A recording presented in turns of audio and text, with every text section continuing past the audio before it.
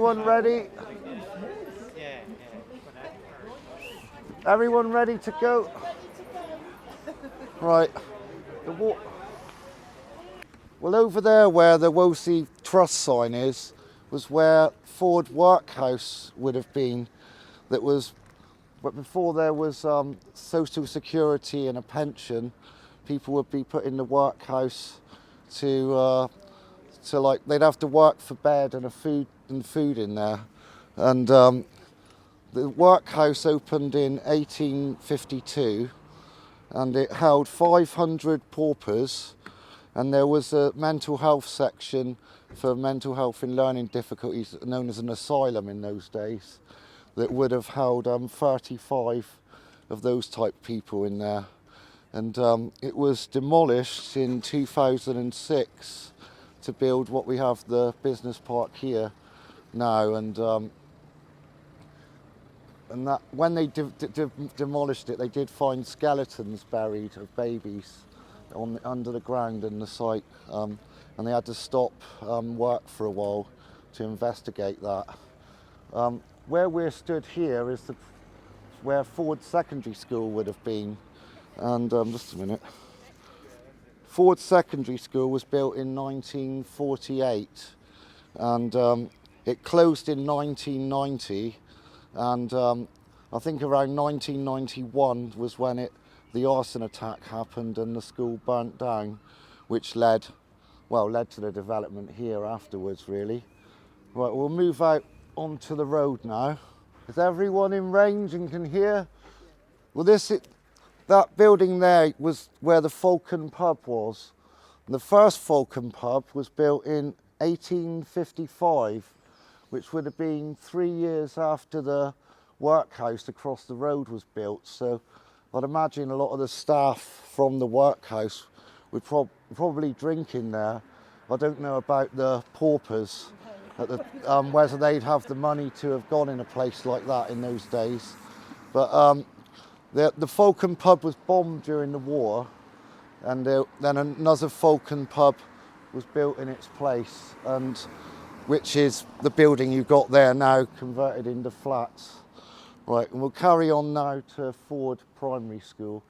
And here we have, which Steve's just pointed out, an old electrical box which would be used to supply the local houses around here, which would have been the early days of electricity, really.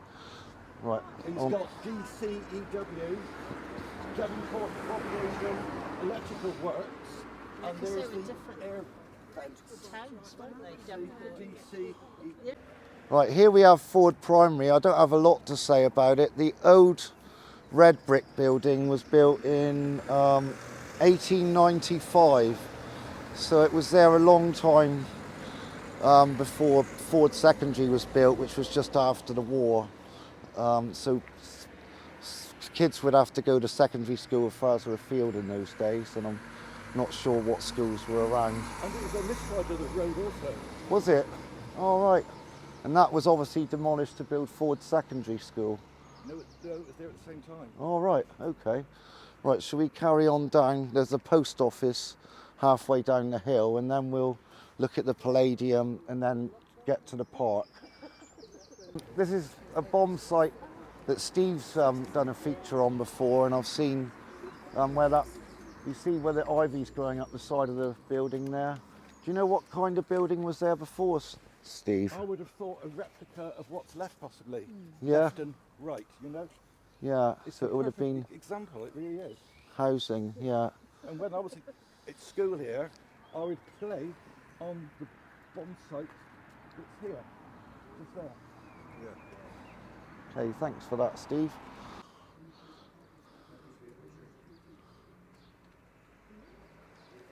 The little shop there was run by a lady, Mrs. Zinazi. It was a little sweet shop, general grocery store, and we used to get our sweets on the way home from school. And just beyond there was the off license. That was Dalton's off license on the right hand side. Susan Dalton, yeah. Very well, yeah. And on the other side was the post office. And the only telephone kiosk was right beside it. That was run by Mr. Cook. His son Charles went to Plymouth College, Yeah, so things are all back really coming down here. And here we have what was the Undertakers, opposite the old off-licence there. I'm not sure where the phone booth was situated. I guess was it just here? And then we have this other old electrical box. It looks almost as old as the one at the top of the hill. It's the same style. Yeah. So, And that was the way into the post office. Yeah, that was it. yeah. She's all been long gone now. Before I was born, the post office was gone. When did the post office close? I'm not sure. I couldn't find a date, to be honest. Yeah. To the very end shop. Yeah. So there was a shoe repair shop over here, I believe, as well. Just is that the building with the gates or the next one next? No, the one there, 110A. All right, And yeah. this little piece next to it was a general shop Yeah. run by Mrs. Pease, All whose right. son Christopher and Was in our Karen school. went to school with us. Yeah, yeah. All right. sold it to Mr. and Mrs. Allen, who then set up the Printing company. Then there was a printer afterwards. That's right. Yeah. And a barber. Yeah, there Yes. were barber and bingo supplies there. Coleman. Yeah, Coleman was the barber as well. He cuts hair really well. yeah. Yeah, well done. And over here used to be a big bomb site over there. And we used to come on a Saturday, we used to go into Daltons here, get our penny sweets. Then we go down to the Bogutch, as it was called, for a tanner rush. We'd all queue down this side of the... What's a rush? Well, it was everybody wanted to get in. Oh, so a rush. Russian people to get in, yeah. Ah, right. So we used to go in there, and then we used to come out and go into the bomb site and play. There used to be a cowboy and Indian film, generally. Then we come up here and play cowboys and Indians when we And used to gallop like this. Like. That's the bomb site where the council flats are now. Yeah. That's it, Yeah. Yeah. 'Cause We it's used to call come- it, I don't know why, but we used to call it Leaky. I don't know why it was called that, but that's why it was called Leaky. Oh, great. Okay. We'll stop opposite, get across the lane here in the middle of roads. That was what worried me a bit, that too many people. Right, here we have what was the Bug Hutch Palladium Cinema. The cinema opened in 1917 and the last movie was shown in November the 15th, 1964. It was a Dewson's later on, after it was a cinema, and then it became the Palladium, and which was building supplies as well. It suffered an arson attack in the 90s, I think, and was reconstructed afterwards. Right. Called the bug hut because allegedly it was full of fleas. Oh, was it? I never had any when I went in there, by the way. Yeah, it must. We needed animals, wouldn't you? Or were they human fleas? I don't know. All right.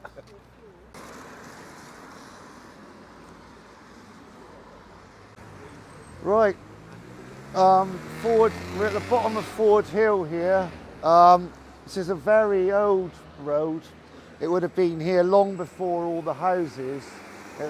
Would have most probably been one of the trade routes to get to Saltash, cross over where the bridge is now, but before the bridge was there.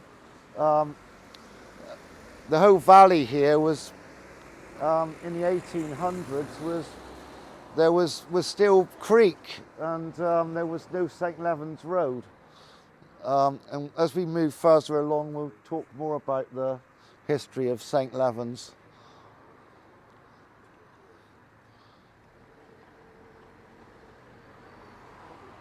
A nice garden, isn't it? Yeah.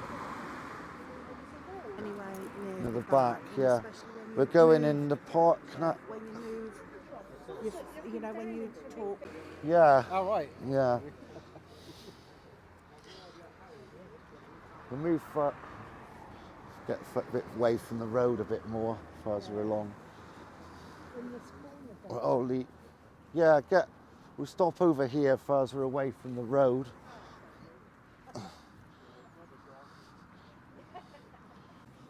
We're in St. Levins Park now. The date I found for the park opening was 1964. But I guess that would be the Plague Park they opened in 1964 down the other end. I would have thought so. Yeah, because there's very... The play park bit is on a very early map, Is it? about early 50s. All There was right. somebody on one of the other Facebook pages All right. did a map of the area, and it showed that as a park of some sort. In the 50s, yeah? All right, so maybe this date was wrong. I was going to also say about the trams that used to run along St. Levins Road, which is on the page before. They constructed the tram line along St. Levins Road in 1900. And the last tram to come along St. Levins Road was in September 1945. So it was pretty much at the end of the war. What a sight to see in here. Yeah, and you couldn't really imagine them being here now, could you, with the road? And we'll move further along and talk about the viaduct now. I We think. mustn't forget the sea used to come up here. Oh yeah, You could catch fish here. Yeah. Literally, if you're, amazing, Yeah. isn't it? I have heard that some of these buildings you could dock a boat, like I would even. have thought you Yeah, on a high water tide in I the know. evening. I know down at Millbridge where the water came in, there still is a place on someone's wall I had, somewhere where you could tie a boat to. Very possible. Yeah, so it probably was similar down here. And these properties, if they were, I don't know what ones would have been here at the same time. Certainly the ones on Ronald Terrace Yeah. were here the same time as the creek. But maybe these ones this end were a bit later.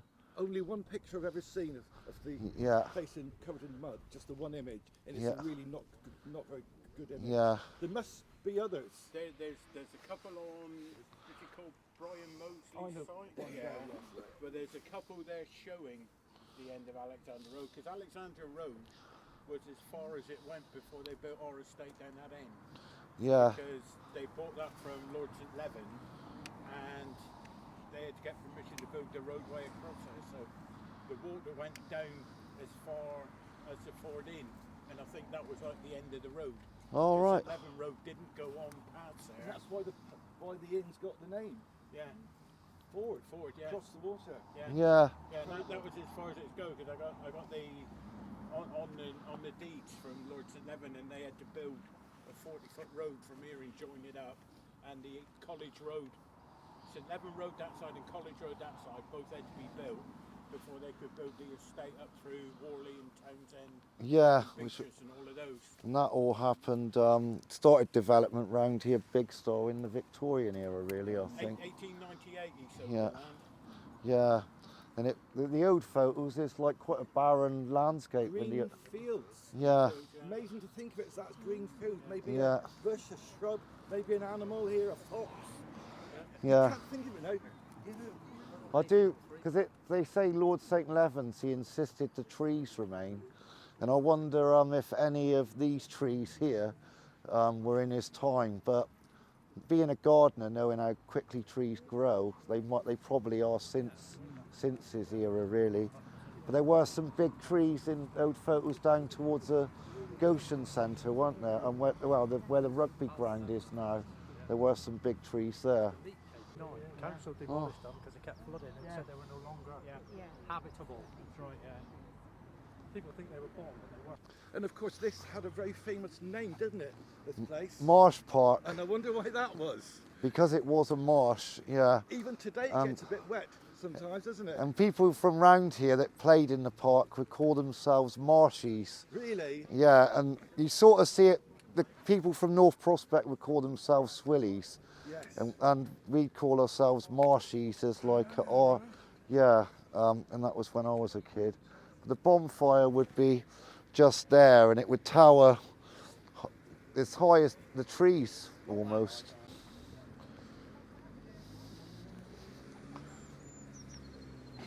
Is it? Well, Or would it just been everyone for the area? there was lots of air raid shelters, weren't there, spaced around. There would have been several in the area, and some people would have basements to shelter in their own house, Yeah. which would be deemed as safe. And there's 3 air raid shelters in the Blockhouse Park, isn't there? You did in the video. Absolutely everywhere. Yeah. basically the idea was that you would not live any further than 15 minutes walk from an air raid shelter unless you had one at home. Right, fair enough. That was the difference. Yeah. Yeah. Right, so the next And bit, it's under our feet here today. might as well talk about the Ford Pub while I'm here. The Ford Pub, well, I know the St. Levins opened in 1906 over that side of the road. And I'm not sure what date the Ford Pub opened, but I'd imagine it was early 1900s. And that it was bombed in the World War II and reconstructed afterwards. The first pub they rebuilt after the war, I think, Yeah, on the plaque up there. but I'd imagine that it was there at a similar time to the St. Levins, so in 1906, that same sort of era. Because it's raining, we might as well head straight up to the site of Ford Station, because there is a plaque to the viaduct there. Should we just head up, because it's raining, just head up to where Ford Station was and along to... Yeah, so we'll head up here past the Ford Pub. It was taken down in 1987 as to where Ford Station would have been. I think this building here that Steve's pointing the camera at is a typical railway building, which would have been for one of the railway workers. And there was a tunnel here that went under the track. I think the platform, there were still remains of a train platform when I used to play up here as a kid, just one section, which I think might have been the end of the platform more this end. And the station would have, yeah. And there was an old building over there when it was with no roof, a few rooms. It was part of the station still here. And then I remember one day all the JCBs come and down it. Right, this is railway cottages here, which would have been for the railway workers, accommodation for them. You can see the park here. This would have been a lot lower, the ground level, but as they've moved away the railway embankment, I think the bulldozers pushed all this soil up from the bottom to make this sloping park. That would actually be the way. Would that the way it go to London? Is it? Yeah, it would go through Oakhampton, wouldn't it? Yeah, and that way. So one train would go one way, and from Plymouth Station, and this train would all go the opposite way to London. I remember as a kid on it with my mum and dad. Sometimes I would say, "Mum, Dad, why is the train going the other way today?"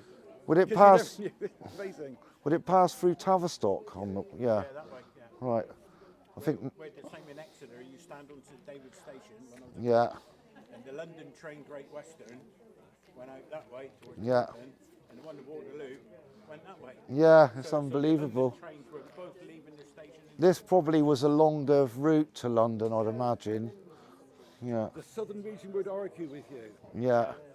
Well, here we are on Station Road, and here you have some remains of the old railway station, which it was built in Exmouth Junction. These panels were built, and yeah, that's. Long live the southern region. Yeah, that's not about all that remains of the station. On this section of wall up here, and these posts are original. And here, of course, the best bit, railway. There you go, look, a bit of rail. Oh, it's actually, train rail used. And that with on Station Road, I guess it's called, this road here, Station Road, is named Station Road because it had a railway station at either end. 1990, and the trains continued to come through here until 1964. But they didn't stop here then. I believe the station, they just passed through the station at that time. That was when the railway, the last train ran along the track basically. Right. Station Road would have businesses all from one end to the other, and I guess the two railway stations either end would have been a good support for all these businesses, and it would have been before the times of supermarkets, really, when there were a lot more small independent shops. And the list I've compiled, there was a butcher's, hairdressers, a wool shop, a chemist, an upholsterer's. There was a shop over there that did bearings, constructed bearings. There was a toy shop, a Chinese, that was once a chip shop there. There's the laundrette, a DIY shop that's been there forever. Is it still is it closed now, is it? All right. And there was a video shop along here where I used to hire VHS videos as a kid. As we all do. And there was a cafe here once, which I used to go in, yeah. Which, yeah, and that's it. That's all the shops I've got listed, I think, for the. So the next. Oh, there was a news. Yeah, there was a news agent, Dash News, yeah. But from here, we'll walk along to where Holt station is, or was, I mean, before, and then up to Top Park we finish. Okay. All of that lot was completely wiped out, Yeah. and most of this side was wiped out. What side of the banks? It is. So, Yeah. so this is all of that going down there. Yeah. On the deeds, it's not the same as this, because this is to Saunders and somebody it was given to, but the actual builder, I can't remember if it was on that one. I don't think it is now. That's the advert for the co-op. But Yeah. all of that, most of that went. The end of St. Levin Road, all the flats along there, all that went. And the playground in College Road School, the new playground, was houses before the war. Oh, right. And I think the only bit of playground they had is where the teachers parked the cars. Yes, that's small bit. And all the other bit, we've got a picture of all a row of houses, because the solicitors is on one corner and there was a little shop on the other corner, which is now where that wooden building is for the school. Yeah. One of the guys on Facebook was St. Clement's Church going up there, and that was completely bombed, and he's got a picture of somebody parking their car on the bomb site. Yeah. He's complaining because he don't know whose car it is and what's it doing next to his house. Yeah. That's all he was worried about. Well, you can.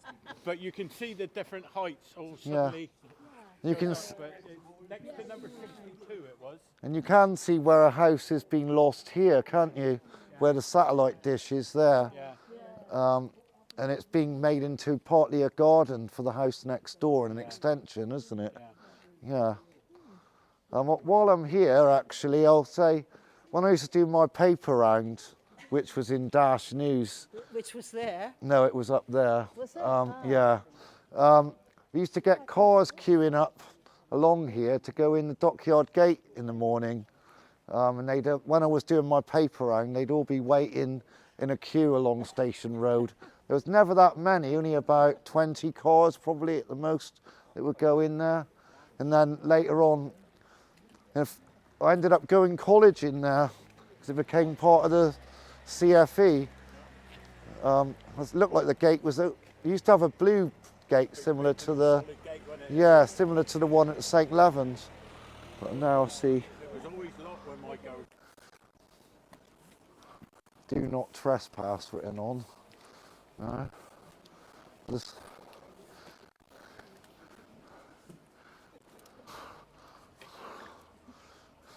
Hi, well this is where Holt station once stood, and this, I guess, would have been the entrance to it. And these are probably original walls of when it was a station. The station was first had train services, as far as I know, in 1906. And then after the war, when Goshen Street, which was there, the station and Goshen Street were destroyed by World War II bombs.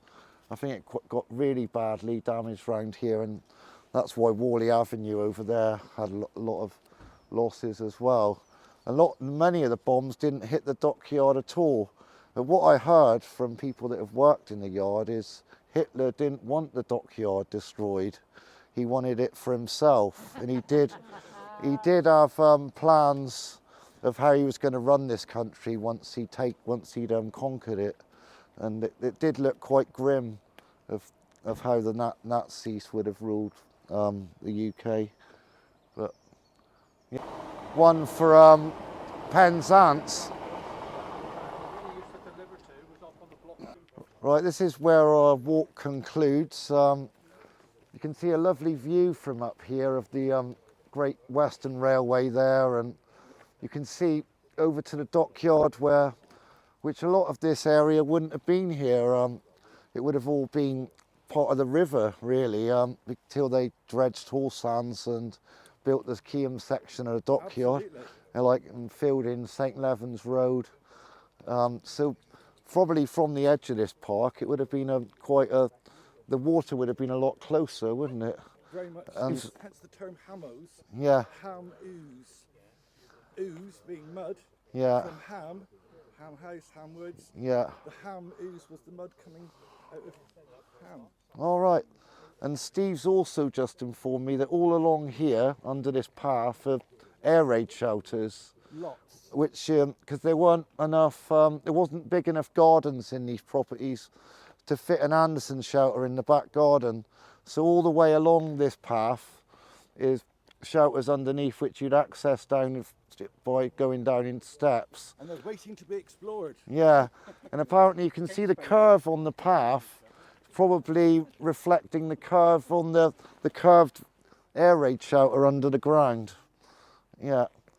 Well, that brings us to a conclusion, really. And if anyone wants to come down the Ford now for a drink, they've opened up. Because we have to sweep our steps at my work all the time. Well, someone could sue you for slipping down them. Yeah. Are you still taking donations for Ford School? I was. If anyone wants to give